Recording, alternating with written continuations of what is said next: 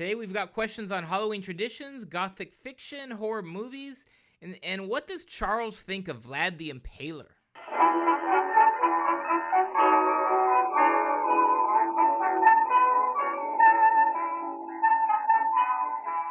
Welcome to another episode of Off the Menu, now being broadcast and podcast on the Crusade Channel.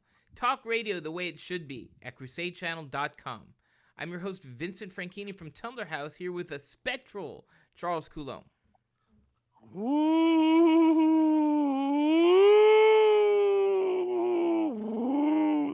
Like that? Spectral? Ghostly? Pretty spooky, yeah. Was that spooky? Was that creepy? Yeah, I would say so. All right. Well, that's pretty rich, coming from a steampunk hero. Absolutely. Yeah, I'm all about systems, gears, and using copper and brass to make crazy inventions. I see. And so this is how you've been able to invent your machine to go between various realities. Yeah, absolutely. I see. Well, I have come as Mrs. Bates, or rather as Norman Bates, taken over by his dead mother in his mind. So I'll just sit here. I wouldn't hurt a fly. I didn't do anything. It was Norman who did those terrible things. I'll just sit here and show them I'm not dangerous. Super creepy. Next level creepy. Is that creepy? Yeah. Well, what do you think about this? Dr. Future, the steampunk hero, goes between the worlds in his new invention, accompanied by Norman Bates, thinking he's Mrs. Bates, as the sidekick. As the sidekick.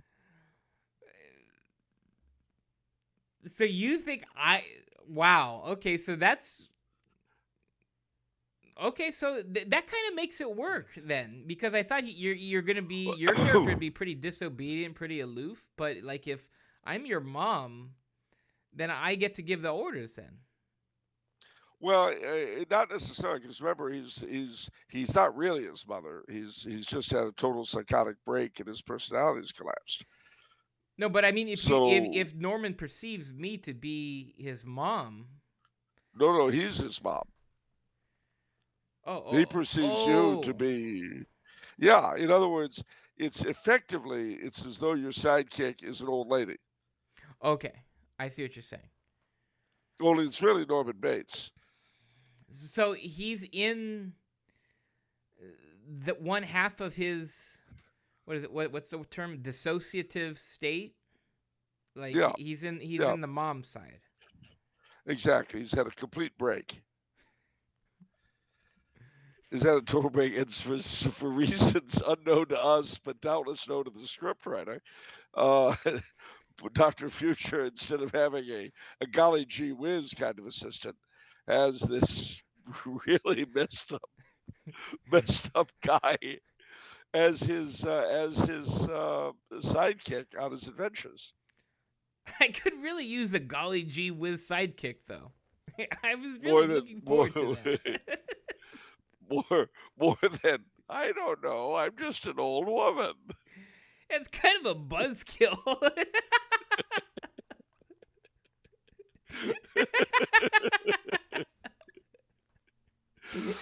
Gee, Norman, where do you think our next adventure will take us? I really couldn't say. And don't call me Norman. That's my son. Yeah, I think buzzkill adventures. That's what you'd have, all right.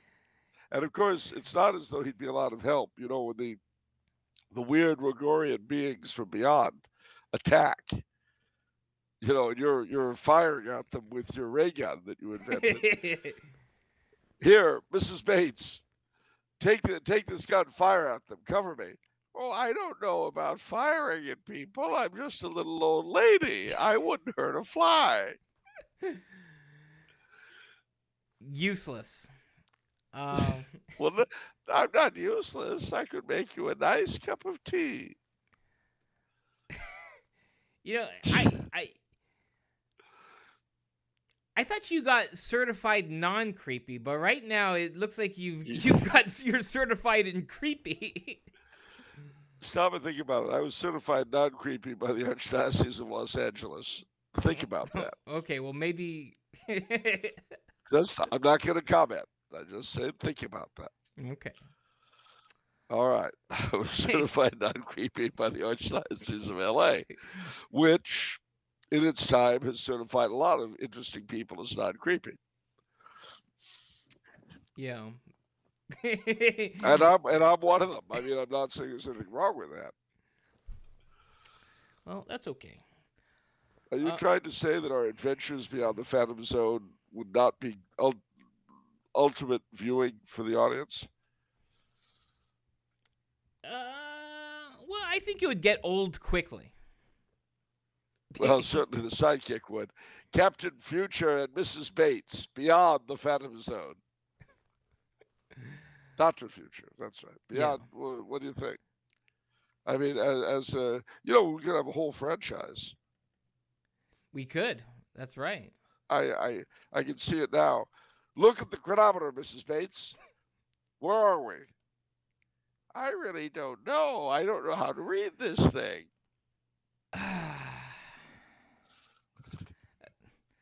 That's weird.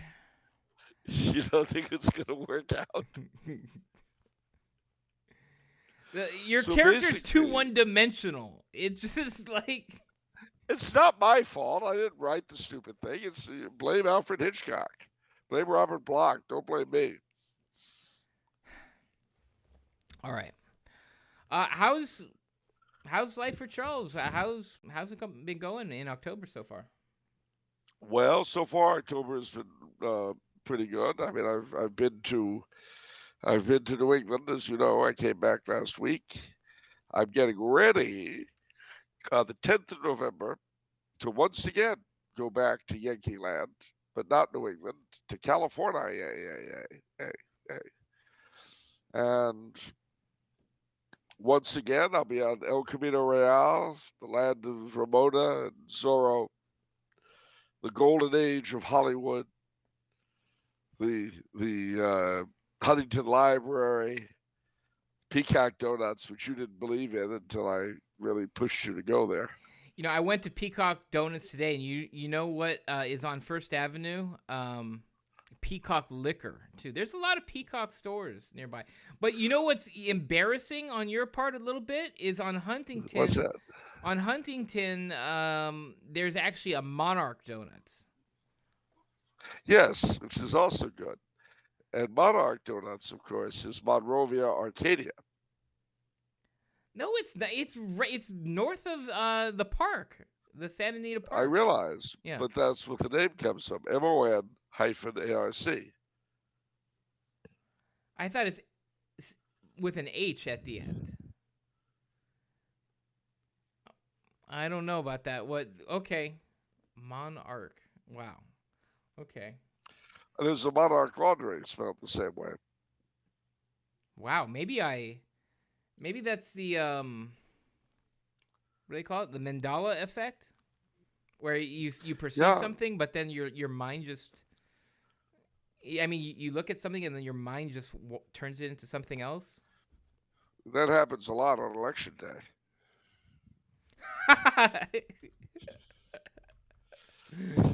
But at any rate, I'm not going to follow that any further. But no, it is true. But that's not all. Because, of course, October is a great month anytime. We've got as you know, tomorrow is October, the last Sunday in October. It is the Feast of Christ the King on the traditional calendar. And Tuesday is really what we're here to celebrate, All Hallows Eve, with some really lovely vintage artwork floating around, some of which we'll look at a little later. Oh, yeah. Just to make you feel better about yourself and your, In Me? fact, About myself? Are you personally talking about me? yeah. I don't need to feel better. I feel great right now. You're going to feel a lot better after you see some of the vintage Halloween cards I got coming for you. Oh, okay. You're really going to enjoy them. But after Halloween, of course, which will come and go Wednesday is All Saints Day, which is a civil holiday here in Austria. And in the evening, not just in Austria, but all over Europe and in places like Louisiana and Mexico, people descend upon, in the evening of All Saints, they descend upon the cemeteries and really light beautiful, beautiful lights. I mean, for the air, it's amazing. And wandering the cemeteries become these incredibly beautiful wonderlands of colored lights of different kinds. It's just really amazing. All Souls, of course, will have the usual obsequies for the dead. November 3rd, in this part of the world, is St. Hubert's Day, the patron of the hunt. And, and there will be Hubertusmessen, or in French-speaking countries, La Messe de Saint-Hubert, the Mass of St. Hubert, where you've got hunting horns doing the music of the Mass, which is really something to hear, I can tell you. Moreover, that the octave of All Saints is a special time to pray for the dead. We're going to be heading into the month of All Souls, a great time for dead praying. And then November the 11th is St. Martin's Day here. And starting actually tomorrow, goose, and more goose, martini cuts. But on St. Martin's Day itself, or St. Martin's Night, the children in this part of the world process with these lanterns and they sing songs in honor of St. Martin. Who is Saint Martin, the patron saint of? What's his? Well, a lot of things, vintners and soldiers and hotelier and so on. But he was the uncle of St. Patrick, St. Martin of Tours. Oh, wow. He The was a uncle of Roman St. Patrick. soldier. Yeah. Wow. Okay. And of course, he was born in Hungary, actually, in the town that's now called Szombathely, but was Samaria in his time. But he ended up in Tours, what's now France. And if that weren't enough for whatever that's going on, November the 11th, because November the 11th is the day on which World War I ended in the West, the 11th hour, the 11th day of the 11th month. It is Armistice Day, Veterans Day of the United States, Remembrance Day throughout the British Commonwealth. And the Germans will be wearing Vergiss mir nichts, forget-me-nots, for their dead. The French will wear the Bleuet de France, the blue cornflower. And we can and should wear the red poppy. Hmm. In Flanders fields the poppies grow between the crosses row on row. So that's all coming up. Thanksgiving is a bit further on, as we know. Much sooner, though, the octave day of All Saints, November the 8th, is also the Byzantine calendar. It's the feast of St. Michael and All Angels. It's in the newer Roman calendar, it's the feast of Blessed John Duns Scotus. But it is my birthday. Oh, that's right. I'm going to be 63, and I'll cry if I want to. You would cry too if it happened to you. Oh, it's your birthday. It's my birthday. And I'll cry if I want to. Cry if I want to. Cry if I want to. You would cry too if it happened to you. Are you expecting special gifts and treatments and offers of All cash and yeah? all that. Send the offers of I know I really want Charles to get a lot, so send that on through Tumblr House. Charles is going to be over here, so we'll have everything ready for him on his arrival in the Tumblr House Tower. We'll have it all, piled up. Sound like what? Why does it sound like a scam? What? We're just curious. Look at. You want to save? Okay. Do you want to pay the shipping to Austria, or do you just want to send it to Arcadia? See, that's the question. See. I wanted to send it to Arcadia, but considering what deliveries are like in Arcadia, how do I know it'll make it? Oh, it's the safest spot. Getting into the building, guaranteed 100%. Once it's in the building, well, it's a little bit tricky there. But once it's getting into the building, let me tell you something. This sounds very strange, but 63 candles make a roaring blaze. What is that from? Well, 16 candles make a lovely light, Oh. 16 candles make a lovely light. But in my case, it'll be 63 candles make a roaring blaze. We're going to be able to roast Wheaties on 63 candles, let me tell you. Yeah. But yeah, so anyhow, send the money our way. It's been tough over here lately. Everybody's kind of adapting. Nobody's using the 210 anymore because of the detours through Arcadia. Everyone's taking the 10 now, so I don't know. We need to figure things out. There's still a lot of construction on the 210, and so people are adapting. They're not going this way anymore. Yeah, they're not going this way anymore. Exactly. They're adapting. They're shipping via train. Trucking companies are changing their routes. For some reason, Arcadia is kind of high and dry right now. The Chamber of Commerce is a little concerned. People aren't stopping here anymore. So Chief Clancy says the answer is more aggressive signs and blocking people. Well, if we just move the blocks another 3 blocks into Duarte, we'd have a lot more people coming our way. Oh man. I'm not sure that's the way to do it, though. Yeah, it's going to take some finesse. It's going to take some creativity, but we've got some smart people in the building, so we'll figure it out. I hope so. I kind of resent what the state Secretary of Transportation said about it.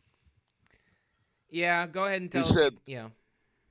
He said driving down Huntington Drive these days is just a shakedown.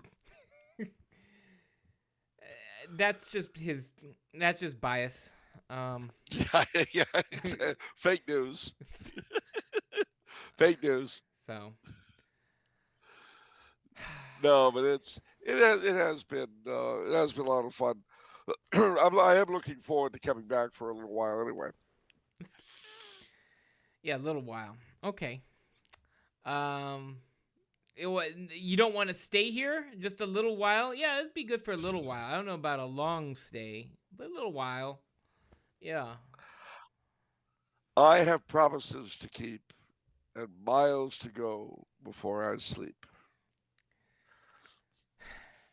Okay. And not only that, I will say to anybody who questions the amount of time I've been spending overseas, I could not love thee half so well.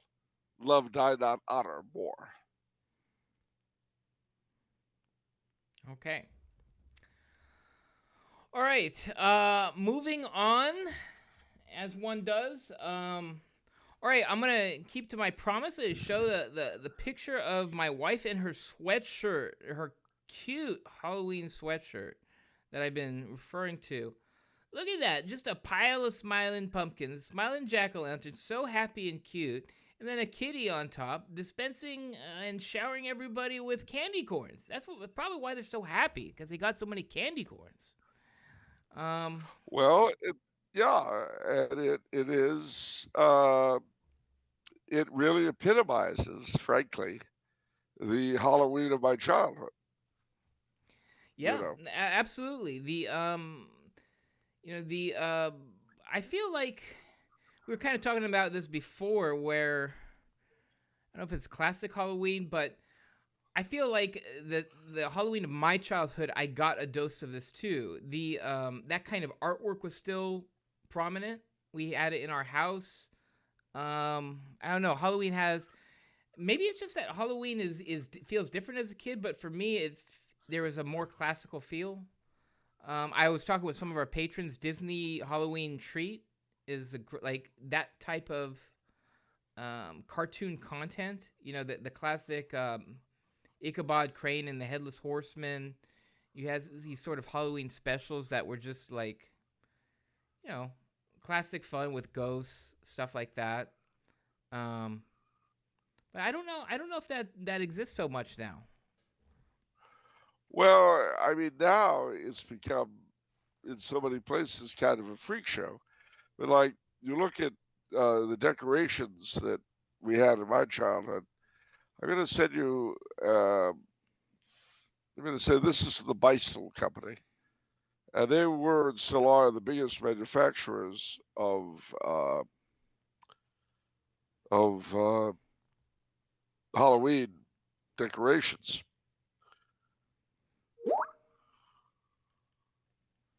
Yeah, I've seen those. Yeah. Some But more the same. Happy Pumpkins. Yeah. yeah, Happy Pumpkins. Now, in the 30s and the 20s, though, they were a little more sinister. This is from the same company. Okay. Uh, How do you spell the name for the people so that people can Google the images? Bistle. B-I-S-T. Now, see, this is stuff from the 20s and 30s, and look at that. 20s and 30s. Yeah, It's a little darker. A little darker. Yeah, so I have a bunch of really old pictures Charles had given me from, you said, what, turn of the century? Yeah, 1890s, So 1900. So we're going to go through these to show kind of how different Halloween used to be historically. So we'll go with the first one. It says Happy Halloween, and you've got this, it looks like a woman almost in a ball gown dress, carrying a pumpkin. A couple other faces there. It looks kind of, I don't know, it just makes me feel uneasy, though. It's strange. A pumpkin head, I would like to, can't completely read it. If in your arms you would take me. It's a little weird. Let's look at another one. That's super creepy. That's like that moon. The moon with this. It's like an evil smile, and just his expression on the moon's face is really weird. Angry cat, not a happy-looking cat. I guess that's a witch, even though I guess that's like it looks like a dunce cap to me, but I guess this has all the trappings of a witch. Yeah. Yeah, and she's the nicest looking thing there. Her pumpkin looks angry. Yeah. At 12 o'clock, you must be ready and hold your pumpkin good and steady, for by its rays of candlelight on Halloween all things are bright. Okay. Let's look at another one. This is super weird. This is next level creepy to me. I mean, everything about this. First off, let's start with the fact that they're out on the edge of this limb, and I don't know how the limb of this tree hasn't broken. And then the baby with a pumpkin head, that just doesn't work. You know, this isn't like a Cabbage Patch Kid. You know, it's a different feel. And then the owl is totally aloof to the baby who, like, it doesn't seem reciprocated, and the owl's just really angry and honestly looks evil and creepy. Um, and then you got the moon. We hoot a Halloween greeting to you. I just don't. I don't know. This is sort of weird because usually, like, season's greetings and stuff like that, it's feel good, kind of sugary stuff. But I mean, maybe This isn't sugary. I guess they This is didn't have just flat Hallmark. out. I guess they didn't have Hallmark cards back in the day, so we're just No, sort they of shouldn't. mapping this stuff out, huh? This is super creepy. This is almost like the river Styx and Charon and however you say it, and it just, that's like a Joshua tree behind him too. I never noticed that before, but that's a weird tree. You've got pumpkins on the boats. I don't know why people have pumpkins on the boats. The jack-o'-lanterns all look scary to me. They don't look like friendly jack-o'-lanterns. They all look ominous, you know? It's so weird. Let's look at another. Oh, we've got some other ones. We're in a discussion a little bit about kind of how other holidays were perceived at turn of the century. Like, because since Halloween was very different, we were wondering what some of these other holidays look like. Labor Day, honest labor. You got several people working together in front of an anvil. And one last picture. This is kind of weird. Labor Day, and you've got, I don't know, is that Justice? Is that some goddess there under a double eagle? Oh well, it's and then a cornucopia, and it says, "Service shall yeah. with steeled sinews toil, and labor will refresh itself with hope." So it's very, I don't know. It doesn't. What's weird is that I feel like all these pictures don't create an emotional wake that it's supposed to leave people with. Like, you see my wife's picture. It's like, this creates an emotional wake, right? Like, this leaves you. You walk away from this feeling great, feeling happy. You're ready for all the cute kids in Halloween. Everyone's smiling. There's treats, kitties dancing, and then in contrast, it's just like, oh, okay, really creepy You stuff. gotta remember. Well, Halloween in those days was accompanied by all sorts of mischief, and it got wilder and wilder. Trick or treating, as we know it, was actually introduced in the 1920s or 30s to calm everything down. And by the time I came along, it was the kids' holiday that we know. But it was pretty bizarre back in the 19th century. So, where did souling come in? And can you tell everybody about this? You have talked about this before. Yeah, well, souling in the Celtic countries and in England, uh, on the eve of All Saints, in Catholic times, people would go from door to door soliciting goodies in return for praying for the dead of that house. And this was called souling. The very famous song, the Soul Cake song, made famous by Peter, Paul, and Mary, was one variant of the song that people would sing going from door to door. They turned it into a Christmas song, but it was really for Halloween. Eventually, souling and guising, as it was also called, was suppressed in a lot of places. Other places not. But of course, also there's the thing that if you don't want people to pray for your dead, you must not be a very nice individual, and so if you refuse, then bad things might happen. Well, that is sort of where it lay when the holiday came to America, for a lot of reasons, including our heavy Protestant element. The souling did not take place that much.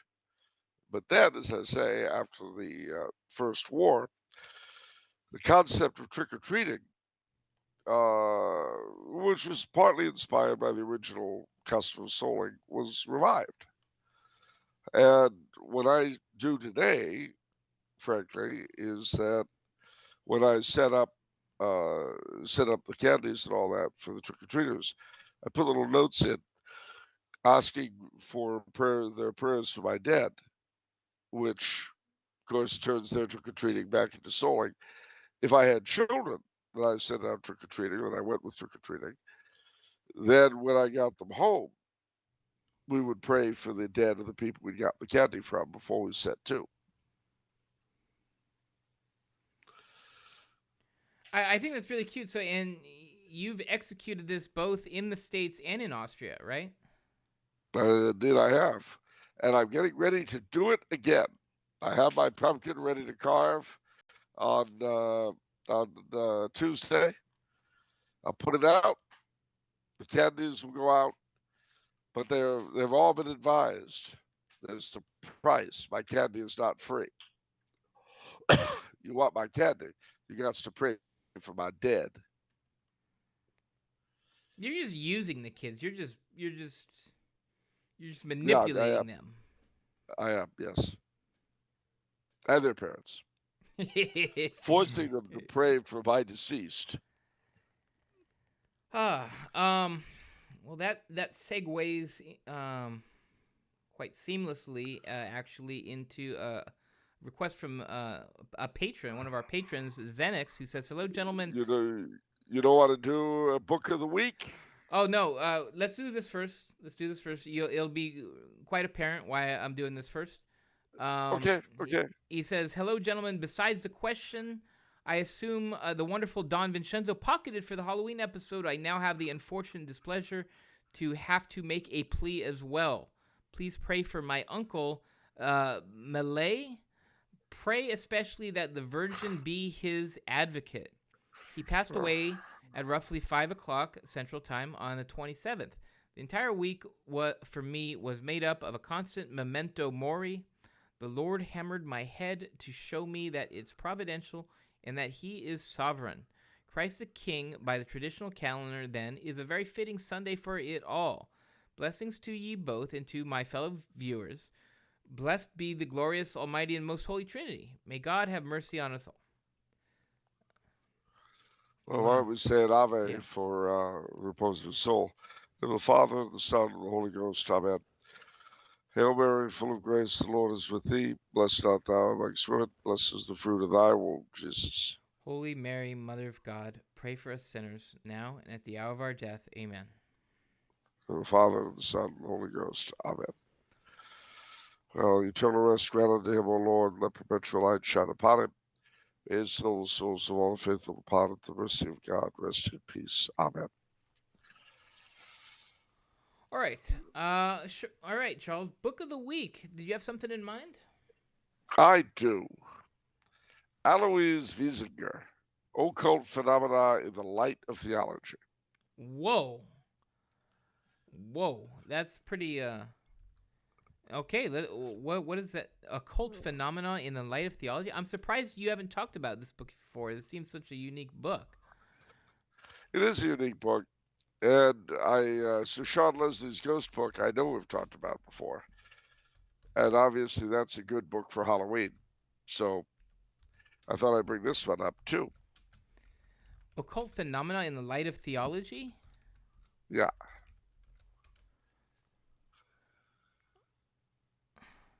I knew it. Oh, wait a minute. Oh, it's one of those forgotten books republished it. Classic reprint series. Okay, so it actually is available. Nice try, Charles.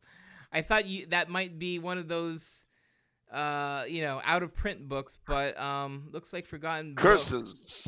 books. Curses. Foiled again. The people actually have access to this one. Okay.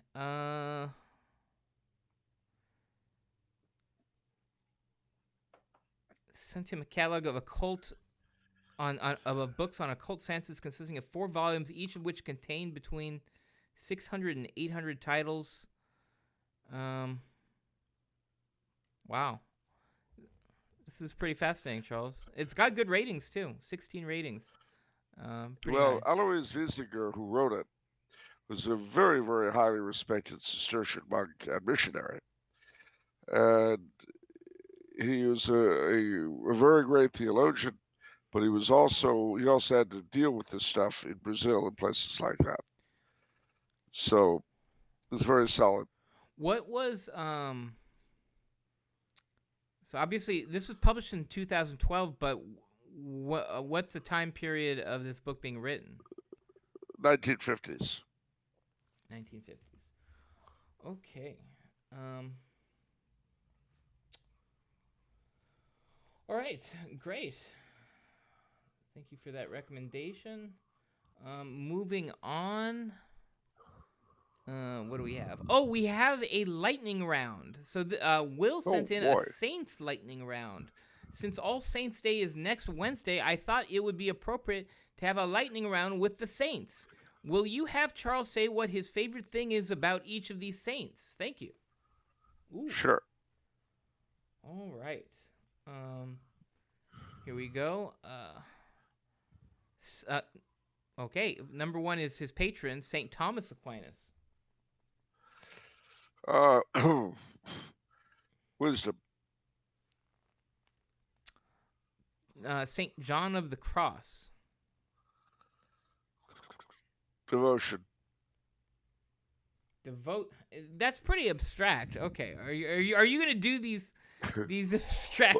Look, I can only put out 1 or 2 words. What do you want out of me? All right, contemplation. Is that better? It says what his favorite thing is about. Not necessarily one word, but what is your favorite thing about each of these saints?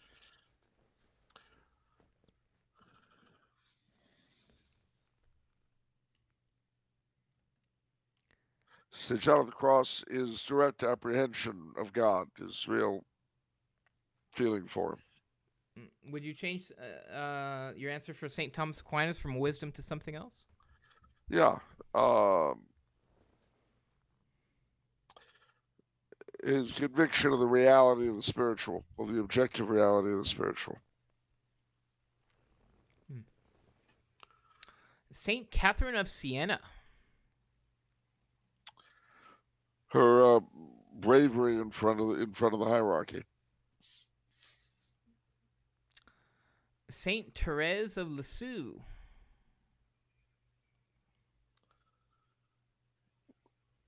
Her sweetness and her tough spirit combined. Saint Bernadette. Her mixture of childlike innocence and savvy. Saint Gregory the Great.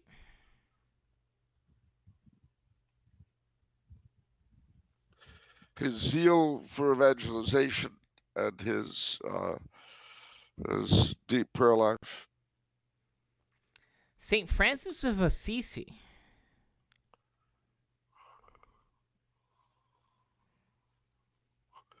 His single-minded dedication to the vision he was given. Saint John the Evangelist. What's not to love? You know, I mean, the disciple Jesus loved. His head on Jesus' chest. Love, love, love. That's my confirmation saint, by the way. Right. Saint Bridget. Really? I thought it was Dorothy Day. Anyway, go ahead. No. All right. Saint Bridget of Sweden.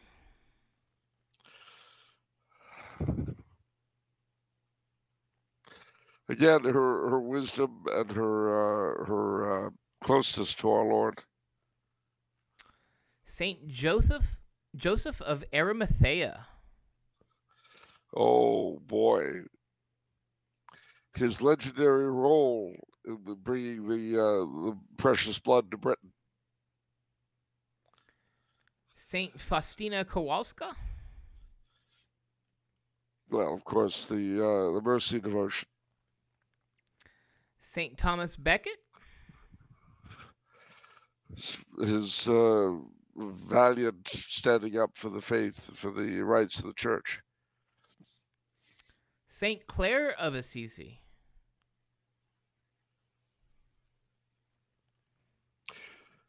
Her intensely feminine strength.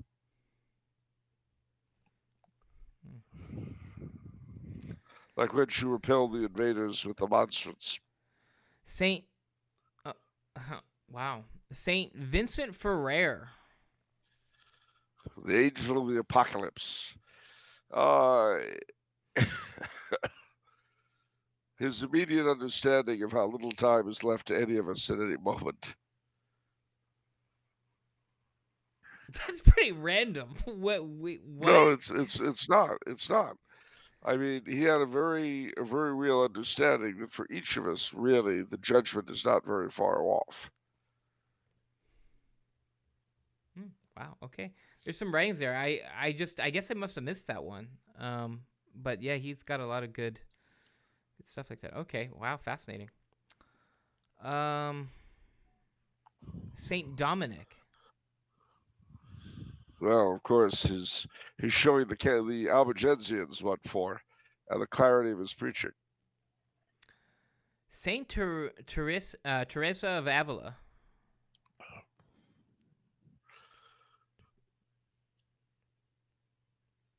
Her realistic response to God's, to Jesus's many wonders showed her.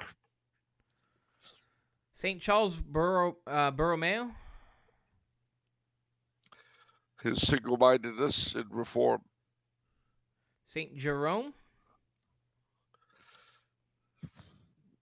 Well, again, the bringing us the scriptures as he did, the Vulgate.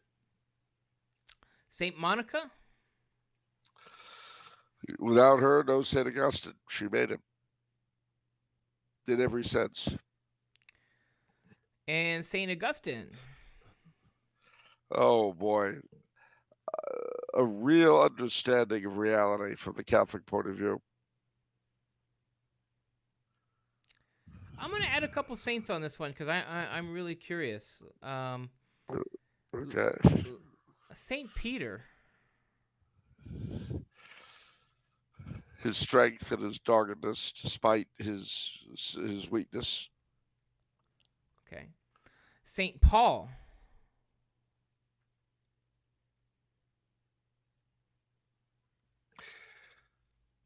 His pride in all the right things and his humility toward all the right things. That's interesting. What was he proud in? He was proud of what our Lord had done in him and through him. Oh. Well, he was, even though he was completely aware of his weakness and his sinfulness, he was very happy and proud with what, despite that, God had done with him and through him.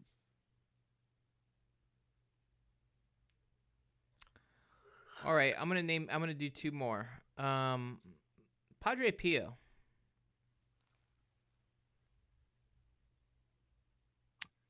Miracles, miracles, miracles. What else can I say?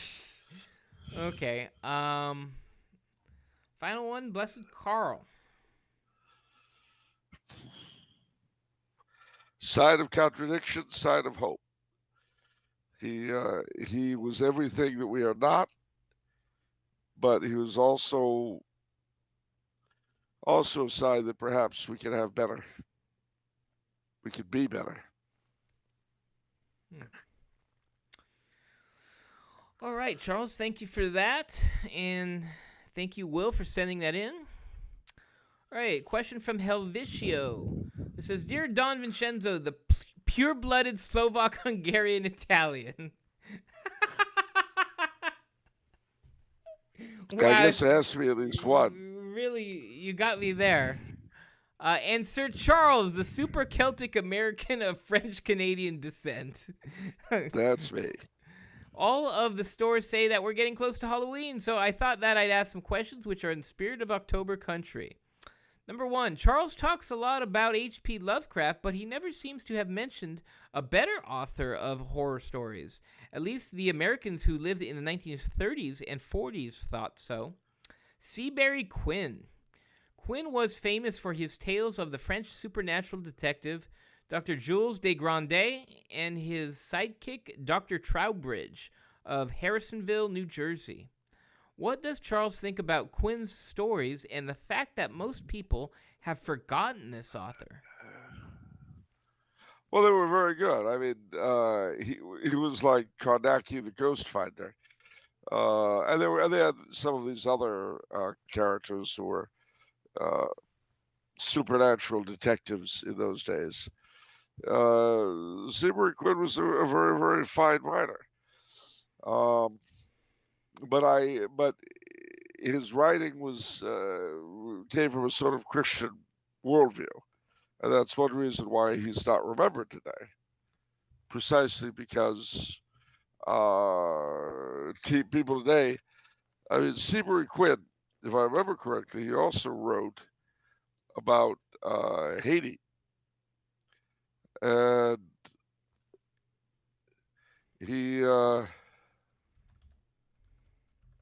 no, he didn't write about Haiti. Boy, my mind is gone. I've got confused with somebody else. But he, his de Grandin was very definitely a figure in a Christian universe. And in that, he was Russell Kirk, I think, had a figure like that in his own ghost stories. And I think he was probably inspired in some of his writing by Seabury Quinn. But we don't read Russell Kirk's horror stories anymore either, sadly. Huh. Because it's Halloween, though, can I say the usual thing that everybody says? What? You know. Okay, Boomer? No. No. No. The veil between the worlds is very thin this time of year. Ah, yes. Can I say that? Yes, you can. All right. The veil between the worlds is very thin this time of year. How was that? That's good. All right. Let's see. Who are some other authors who wrote for weird tales from 1920s through 1950s who are worth reading? Manly Wade Wellman, who his character Silver John was introduced in a collection of stories, well, stories from weird tales were gathered in a collection called Who Fears the Devil. Carl, oh golly, what was his name? I'm going to say Wagner. I'm not sure that's correct. Fritz Leiber, Robert Bloch, uh, Robert K. Howard, of course, in Weird Tales gave us Conan the Barbarian and King Kull of Atlantis. And there were a lot of them. You know, Weird Tales was really the breeding ground of some of our best uncanny writers. Just really good stuff. Okay. Can Charles name 3 great horror films which many people have not seen and are well worth watching? Will he please do so? Yeah, sure. Blood on Satan's Claw. Whoa. Which is there's a title for you. It's set in 17th century England. A plowman discovers a weird skull. He turns it up when he's plowing, and it's a demonic thing. And the judge in the town, who turns out to be a crypto Catholic, a Jacobite, as things get worse and worse and stranger in the town, he goes to London to get help. And while he's gone, literally all hell breaks loose. But in the end, good triumphs. And as I say, the judge is interesting in that early on it's made obvious that he's a Catholic and a Jacobite, a crypto Catholic. So I've always liked that part about it. Uh, the 1934 Dracula with Bela Lugosi is a particular favorite of mine. It sort of set the standard for Universal Studios horror pictures. And I don't like a lot of today's horror because of all the blood and all that stuff. I don't really care for that at all. What's that? Nosferatu? Yeah, Nosferatu was good. Yeah, Nosferatu was good, all right. But there are quite a few. And then, of course, when you add the Day of the Trifid was kind of weird. Village of the Damned. Man, I could go on, but I think those will do. Okay. What's one great pipe tobacco to smoke in autumn? Morecambe Riff, rum flavored. Ooh. Any others? Any other recommendations? Sure, cherry flavored Cavendish. Lanikia. And if you can find it, Balkan Sobranie. All right. Will says, what is Gothic fiction and what should we know about it? Well, there are actually two different answers to that because the name has come to cover two different things. Originally, in the 18th century, starting with a novel called The Castle of Otranto by Robert Walpole, I think. You began to have a genre of novels set in ancient castles with weird settings, ghosts, and so on and so forth.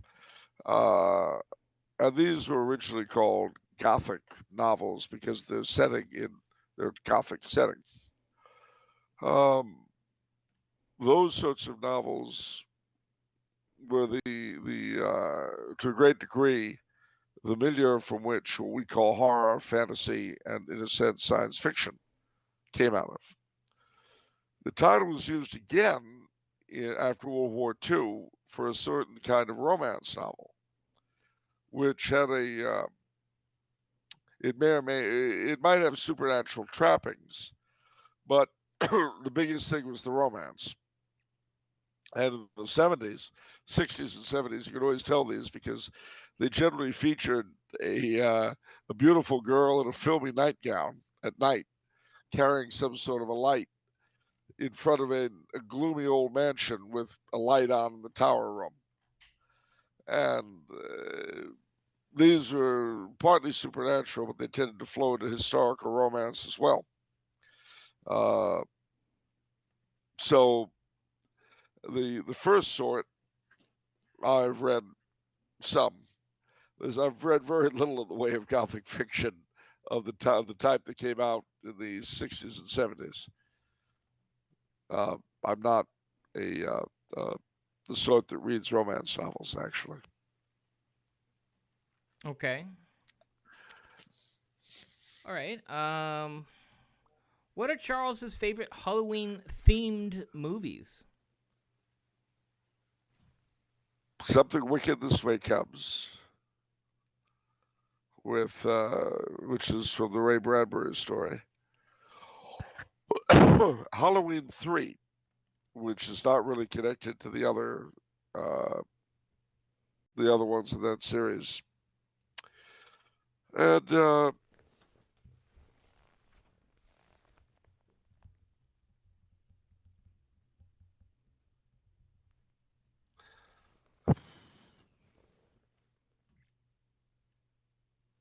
trying to specifically of a Halloween theme. Uh, I can't think of the title. That's really annoying. Uh, that's really annoying. It's the is it Fright Night? Let me see. Fright Night. Let me see if that's what I have in mind.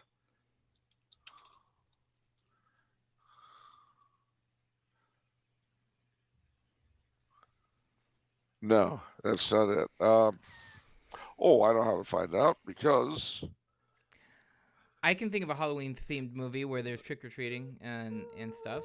Uh, it oh, what's that? it's E.T. Oh, well, yeah, that is true. That is definitely true. Uh, that is definitely true. The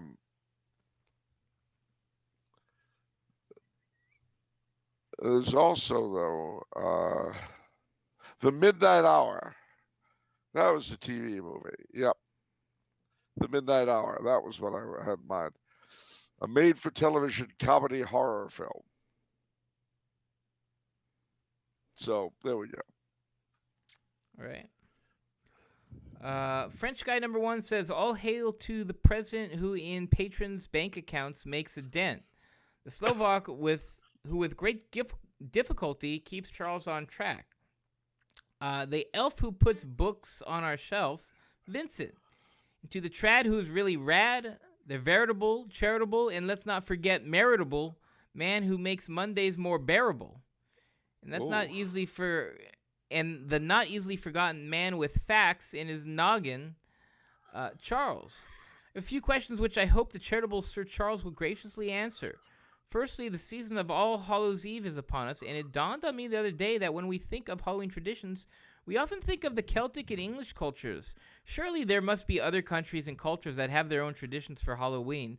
If so, could Charles tell us about some of the more bizarre or interesting ones? well, you see, they're generally not so much for Halloween as they are for All Saints and All Souls.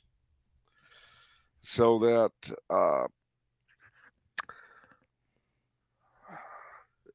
in Brittany, which is Celtic, however, on the night of Halloween, they would anticipate All Saints or All Souls rather by having the Vespers for the Dead on Halloween night. You see, for everybody in the good old days, you've got the Great Feast of All Saints. Halloween was the Vigil of All Saints, and so you had the first Vespers of All Saints on the night of Halloween, and then the second Vespers of All Saints on the night of All Saints. Immediately after the second Vespers of All Saints, you would have the first Vespers of All Souls, the Vespers of the Dead. But in Brittany, they would also have them the day before on Halloween, after the Vespers for All Saints. Why I don't know, but they did. And as a result, they would begin. Uh, they would serve the food for the dead in the at the kitchen table, and then go to bed on Halloween night.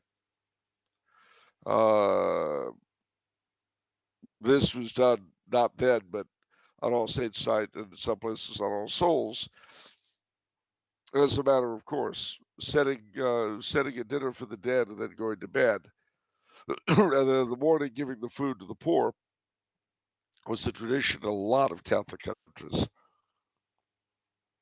as was uh, lighting candles either on All Saints night or sometime on All Souls Day or All Souls night in the cemeteries. Earlier tonight, I spoke about how in this part of the world the cemeteries are incredibly beautiful at uh, at this time of year. Um, the Mexicans, as we know, turn the Day of the Dead into quite a thing with skulls and skeletons all over the place. But the prayers for the dead last throughout the month of November. and from Quebec to, believe it or not, uh, November is called the time of the souls. And smart people stay home. They don't go out if they can avoid it late at night. Uh, the idea is that the veil between the worlds is very thin this time of year. All right. Michael says, And "Oh yeah." as a steampunk inventor of travel, of a machine to travel between the worlds, we were able to invent it this time of year because the veil is so thin. No, I mean the flux capacitor and the chronometer function on their own. They doesn't really interact with the ethereal spiritual world. Okay, makes as much sense as anything else. I'll just sit here and watch them. You're useless psychic. What does it mean when the little needle is turning to the red? What does that mean?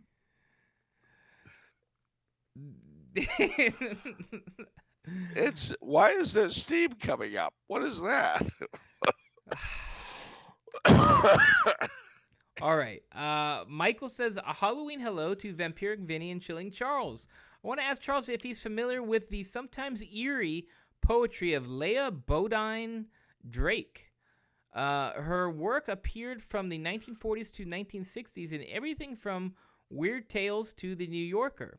Some of her poems were read by the great Vincent Price on an LP, including one called All Saints' Eve. I wasn't able to download a copy of that poem, but if Charles has access to it or another of hers, I'd love to hear a Coulombe rendition. You know, he wishes he could. He looked, but he couldn't find anything.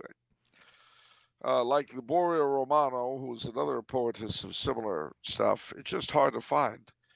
She was published a very rare volume called A Hornbook for Witches of her poetry, including All Saints' Eve, was published by Arkham House, who originally Lovecraft's publishers.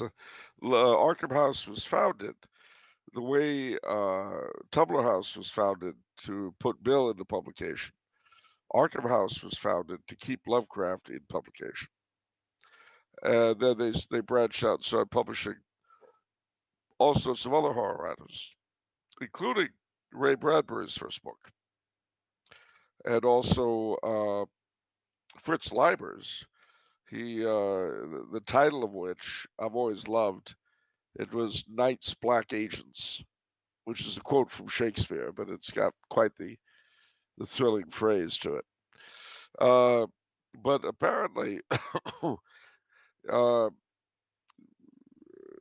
August Derleth, who ran Arkham House, didn't want to take too much of a risk in publishing her poetry book. So she agreed to take half of the copies that were published. They only printed 500 of them, which is why copies of it now are like $2,500 if you can find them. Wow. She also wrote poetry for Commonweal, so she got around. All right, Zenix says, ahoy, gentlemen. I hope Jack-o'-lantern hasn't been causing too much trouble around the tower. I think that's you. That's your moniker. I wouldn't do anything. I'm just going to sit here. I wouldn't hurt a fly. Maybe this is all a ruse, so your true self, the Jack-o'-lantern aspect, can go wild. Like this is, oh yeah, you're just you're just pretending to be this psychotic person who is, has a split personality. But really, I've got a dissociative disorder. It excuses me from all responsibility. I don't know. All right. Why do you seem frightened? I have heard Tyrone has set up defenses around the complex that keep the Walking Dead in power out. Very true, That's Xanax. right. Yeah.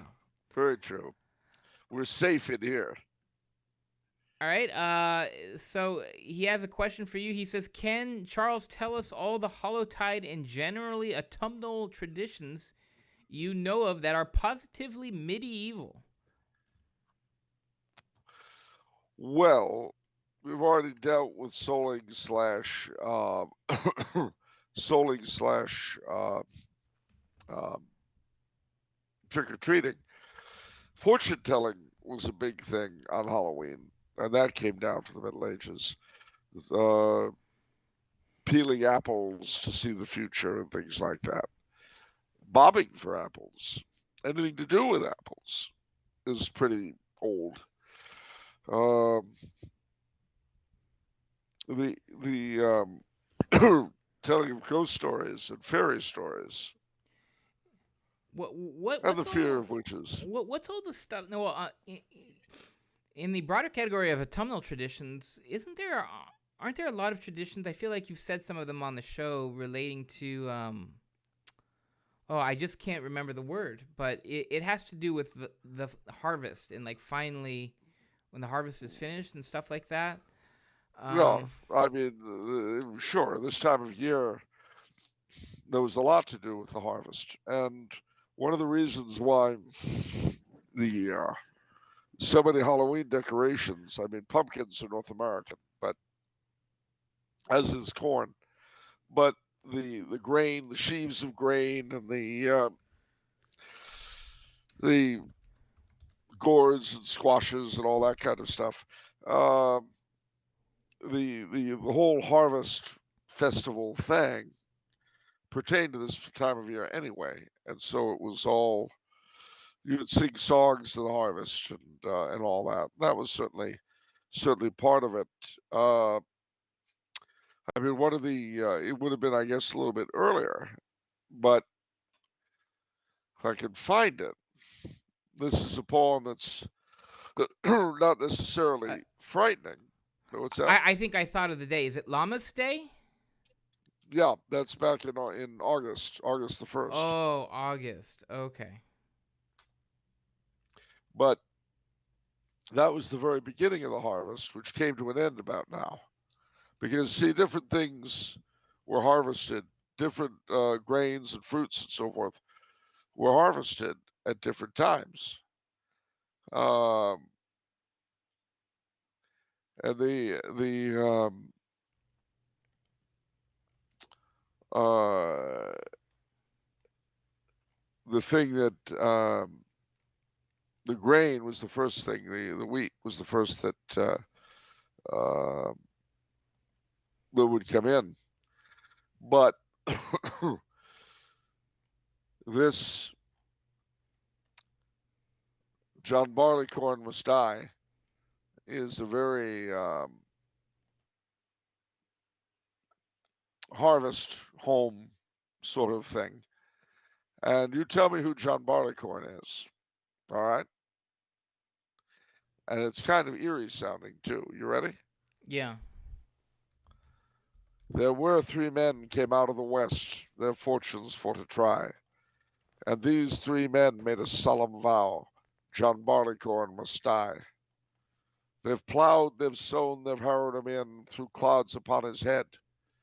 And these three men made a solemn vow, John Barleycorn was dead. They've let him lie for a very long time till the rains from heaven did fall, and little Sir John sprung up his head, and so amazed them all. They let him stand till midsummer's day, till he looked both pale and wan, and little Sir John's grown a long, long beard, and so become a man. They've hired men with the scythes so sharp to cut him off at the knee. They've rolled him and tied him by the way, serving him most barbarously. They've hired men with the sharp pitchforks who pricked him to the heart, and the loader he has served him worse than that, for he's bound him to the cart. They've wheeled him around and around the field till he came into a barn, and there they made a solemn oath on poor John Barleycorn. They've hired men with the crabtree sticks to cut him skin from bone, and the miller he has served him worse than that, for he's ground him between two stones. And little Sir John in the nut brown bowl, and his brandy in the glass. And little Sir John in the nut brown bowl proved the strongest man at last. The huntsman he can't hunt the fox, nor so loudly blow his horn. And the tinker he can't mend kettle nor pot without a little barleycorn. It's whiskey. Oh, it's whiskey. I was gonna say wheat. Well, it's grain, but Yeah, it's turned grain. into whiskey. Yeah. Little Tom. Sir John's proved the strongest at last. Wow. Okay. But Okay. I couldn't do All Saints Night, but um, there is something medieval that I think is worth a recitation for this time of year.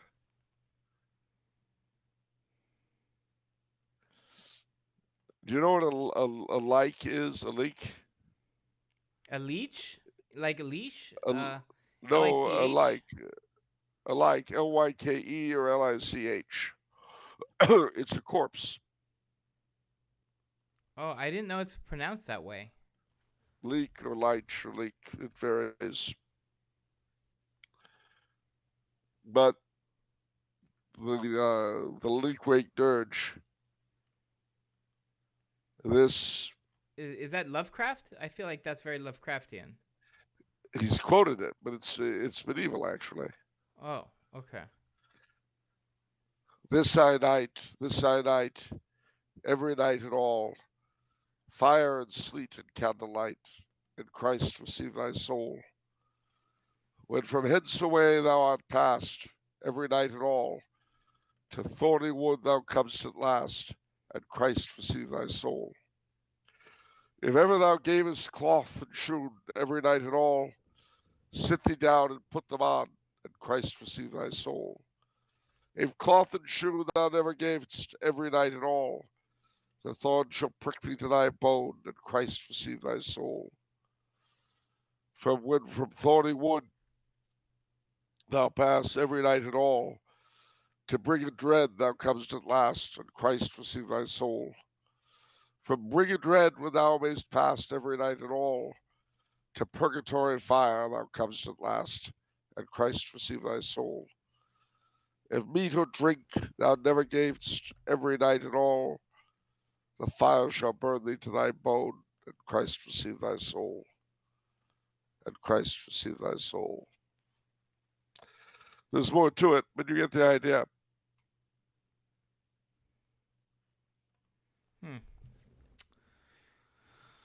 Oh, all right. What does Charles know about the Black Queen Barbara of Sealy, wife of Emperor Sigismund of Luxembourg? Nothing. All I know is that she came from a noble family, the Seeleys. I don't know anything about her being black, but I do know that her husband was the one who ended the Great Schism. All right. Connor has two questions. He says, Vlad the Impaler, angel from heaven or demon from hell? How much of his legend is true, and how much do we owe the halting of the Ottomans to him? And was he, in fact, Catholic? I know he is a saint in the Romanian Orthodox Church, but he seemed to fly back and forth between Orthodox and Catholic. Dare I say, like a bat? Oh. No, you may not dare. You know, I really don't have an answer for that one because people have been debating it for centuries. Obviously, if you liked him and he liked you, you got on well. If you had issues, then you didn't get on well. I would say that, I mean, I really do not know the facts of the case. He did go back and forth between Catholic and Orthodox, but that was not uncommon in those days because the boundaries were not that definite the way they are now. He certainly did play a part in halting the Ottomans, and he certainly hated them. No doubt about that. Beyond that, I don't think there's much more I can tell you.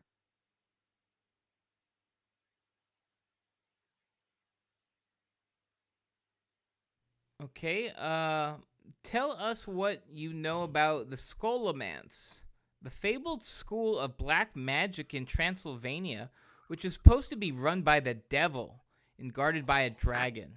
I recently stumbled upon this legend and it sounds sufficiently creepy for our Halloween show. I'll say.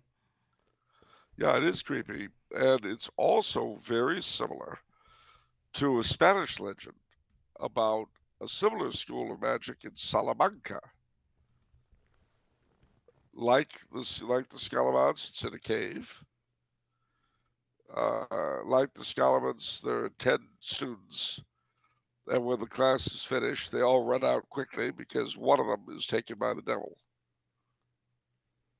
I mean, you see the details about the place, and they're very, very similar. Now, the Spanish story has a particular cave in the walls of Salamanca that they claim was the birthplace of the legend near the Church of St. Julian. But did the Spanish story start the Romanian start the Spanish, or were they independent of each other? I mean, one thing you find in the study of folklore is that often you have motifs that are universal, and then you don't know whether or if the one started the other. Who knows? Perhaps the reason they're so similar is because there were, in fact, two schools of magic, one in Spain and one in Romania, of whom the devil took one apiece. I don't know. I really don't know. But they are odd stories and definitely suited for Halloween. Not All Saints' Day. Soon as the stroke of midnight and the light of All Saints comes flowing in, we're free from the darkness and the strangeness, at least for a little while. Election day that looms and promises even weirder stuff.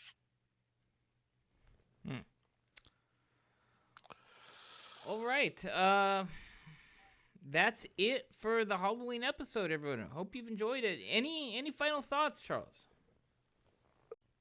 That's it for the Halloween episode. It's pretty long, to be honest, but I feel frightened. It's ghostly. Well, you're spectral today, so. Well, there's that.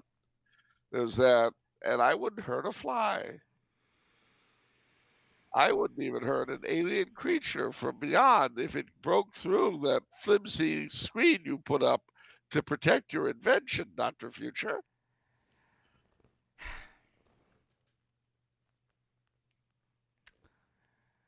Oh. I think if I were you, I would get another sidekick. I definitely, I definitely need another sidekick. Anybody, please. I don't think Mrs. Bates is really gonna cut it. So, Dr. Future, do you have anything to say for yourself? Well, hold on. Let me make us all some nice tea. I just don't think Norman Bates, as his mother, is a decent sidekick for a steampunk adventure hero. I agree. You always have to throw a wrench in the works, Charles. It always has to be some, I don't know. What? Things can't just work out. It always has to be, it's basically chaotic neutral, like just going wild. I don't understand. You got back safely from the adventure, even with your useless sidekick. I mean, I guess. Well, that's true. Otherwise, you couldn't advertise for another one. You'd have been, absorbed by the Morgone. I can't advertise for another one. I'll put an ad in LinkedIn and Indeed. No, not LinkedIn. Weird Tales. Oh, Weird Tales. There we go. Where else could you advertise? It would be more fun on LinkedIn, though. That would be pretty funny. Wanted, enthusiastic sidekick for steampunk interdimensional traveler. That's right. What is the difference between multiverse and multigrain? Multi-grain is a high source of fiber. And multiverse is more poetic. Wow. Okay.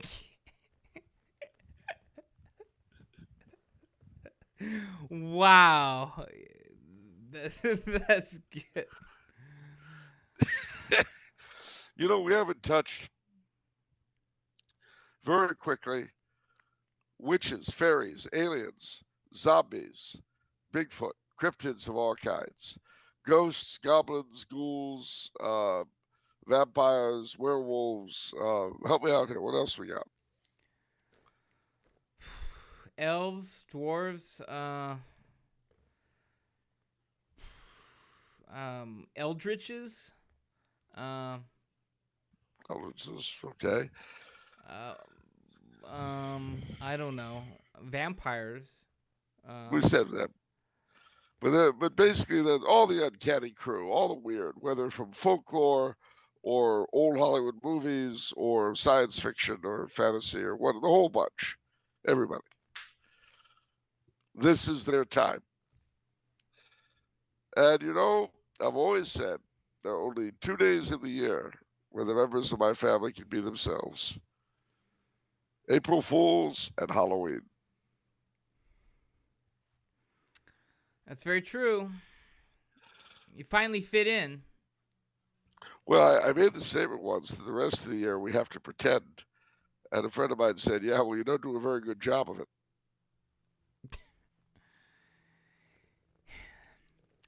Why do my friends say mean things to me like that? I don't know. The world is a cold and harsh place, Charles. I'm sorry that you're too pure and innocent for this cold, harsh world. Oh, you are so right. I don't know how I stand it. Oh, well. I guess we'll just have to keep on keeping on. But while this may be Halloween, let's not forget, next week will be Remembrance Day, I guess.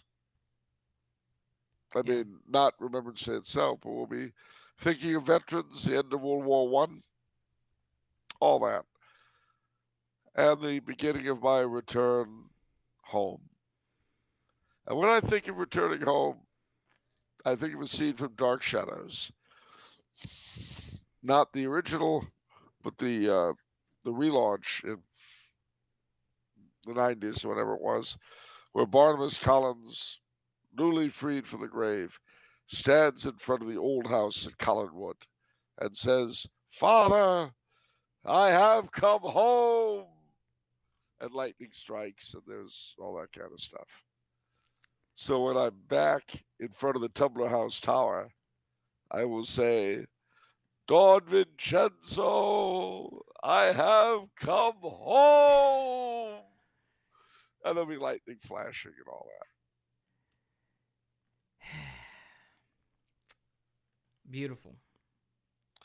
But what will it be, out of curiosity, on October the 30th this year? That would be Monday. It's off, and on Monday, it's off. The menu. And the soul you save may be your own. Trick or treat, everybody. Happy Halloween.